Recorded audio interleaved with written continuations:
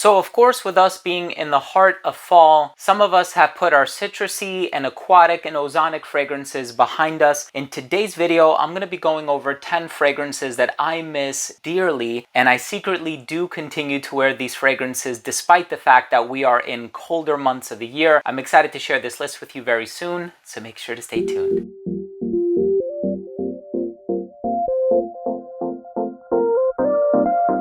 Now, before I begin today's episode and I tell you about these 10 amazing hot weather fragrances that I continue to wear and I miss these dearly, which is why I haven't put them on the back burner just yet, I want to start the video off first by saying that if you're a fan of fragrance related content, please do consider supporting the channel by subscribing to it, hit the bell, and please give this video a thumbs up for the algorithm. It would really mean a lot to me. And of course, I also want to take the chance to mention that there is going to be a perfume convention, the biggest one in the United States. It's called Scent Explore. It's happening on December 1st and 2nd, virtually and in person. And there is a special limited edition fragrance that was released in collaboration between Parfums and Scent Explore. It was creatively directed by myself and Max Forti, who is the brainchild of Scent Explore. Only 500 bottles were ever made. They are individually numbered with a unique plaque on the inside of each one. And I'm not sure if we still have any bottles remaining as of the time that I'm publishing this video, but I am going to drop the link down below if you are interested in having this limited edition collector's item. There's also a special code in the description box that's going to give you the biggest discount possible if you're interested in adding this fragrance to the collection. And of course, by purchasing this fragrance, you are supporting my channel, Max's channel, you are supporting Parfums and all of the people who work very diligently for the brand. You're also supporting Scent Explore and this wonderful convention where people get together, like-minded individuals, and they discover or explore new fragrances. The name of the fragrance is Xenial, and it's a wonderful boozy, tobacco, single malt whiskey, leather, aromatic type of a fragrance, perfect for a New York City winter. Anyway, let's jump into this list. The first fragrance that I miss dearly is Percival by Parfums de Marley. This is a beautiful citrusy lavender type of a fragrance, and of course, I really enjoy wearing Percival all year round just because it is an office-friendly fragrance. It's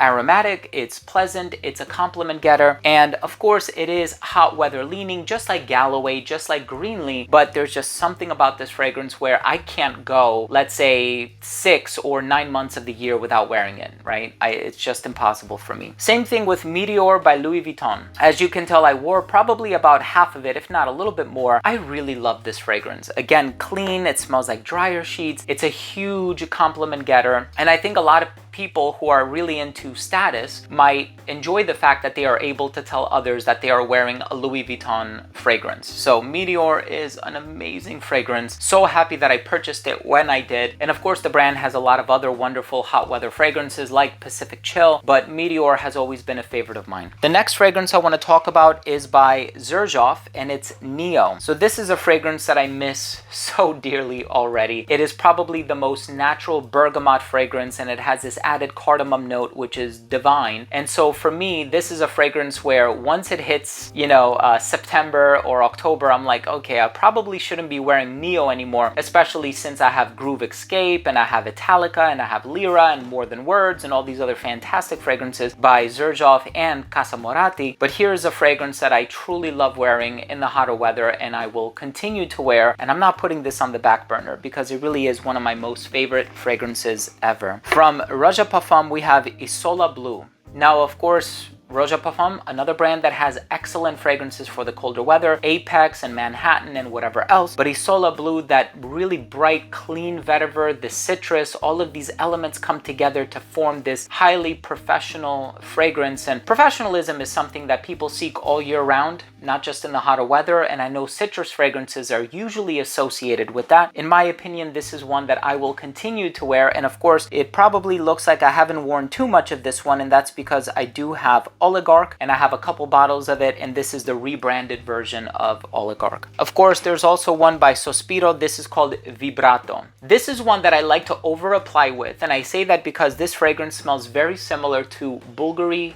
Tiger. Tiger is a little bit stronger, and if you want an even stronger version, you're going to go with Arakis by the Spirit of Kings. If you want the strongest version, you're going to go with The Key by Navitus Parfums. But with this fragrance, the grapefruit, the ambroxan, the woodsy notes, and I personally love over applying this fragrance just because it is on the softer, more tame side of things, but the refreshing quality that it possesses is really, really amazing. Here's another hot weather fragrance that I truly miss, Erolfa. And of course, this is an amazing fragrance by Creed, and Creed is the king of hot weather fragrances, whether we're talking about Silver Mountain water or Himalaya or Virgin Island water or whatever else. But there's just something about Erolfa, that melon, the aquatic tendencies, and it's so underrated from the brand too. And it's funny, every time I mention it in a video, there's always a few commenters that say, yes, this is my favorite, thank you for showcasing it. You know, everybody talks about Aventus, this one gets overlooked, and I agree. It does get overlooked, and I think Erolfa deserves its praise. Now here's one that I wore this past summer, and I truly love it, and I miss it so much. Gin and Tonic by Micallef. So this fragrance has a lot of citrus, it has mint, and it smells like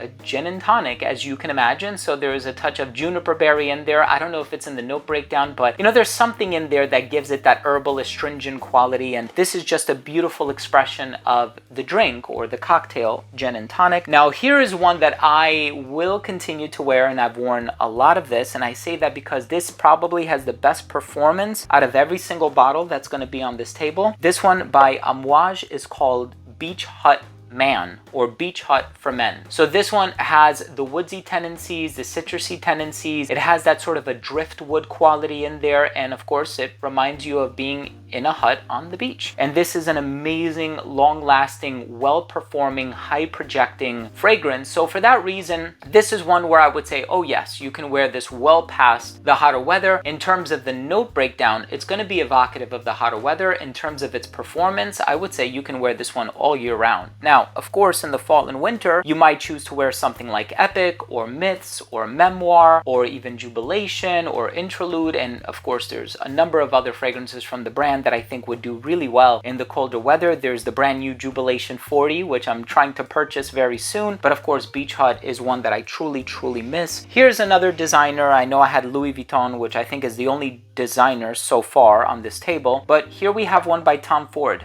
Mandarino di Amalfi. So this one has mandarin orange and this aromatic note of shiso, and it smells so interesting, so unique, and it's one of Tom Ford's best. And of course, Neroli Portofino gets all the praise, and Oud Wood gets a lot of praise, deservedly so, and so does Tobacco Vanille and Noir de Noir and Tuscan leather and ombre leather. And there's a new Oud Wood Parfum coming out, which I think is really interesting. However, Mandarino di Amalfi is one that I really love wearing, especially in the hotter weather. And of course, I'm running low on this one, and I'm being very cautious and hyper vigilant with how much I wear, and I miss it so much. And here is one that I didn't think I would miss that much, but interestingly enough, when I'm craving this ingredient, I think this is probably the strongest and best expression of it. Of course, I'm talking about the note of lemon. There is Aquaviva by Profumum Roma, which is amazing. There's Eau d'Adrienne by Annick Goutal, which I think is an amazing fragrance, but there's also Lemon Lime by Mancera. The brightest,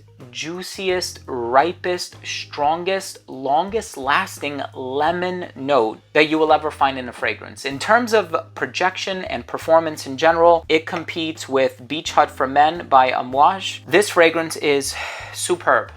I do miss it, and of course, now that we're in the colder weather, I say to myself, I wish I had worn more of it. But you know, very rarely do I regret my olfactive decisions. You know, I look at my collection and I say, what am I in the mood for? You know, and you're trying to piece all these variables together. Where am I going? Who's going to be there? How many people are going to be there? What is the vibe that I'm wishing to convey? But in any case, 10 fragrances that I will truly miss wearing in the colder weather, and I've already started to miss these fragrances. What are the ones that you've been missing? Drop your comments down below. And once again, if you would like to get a bottle of Xenial by Navitus Parfums, it's going to be the first link down below in the description box. Thanks again for watching. If you enjoyed this video, hit subscribe, hit the bell, and please give this video a thumbs up.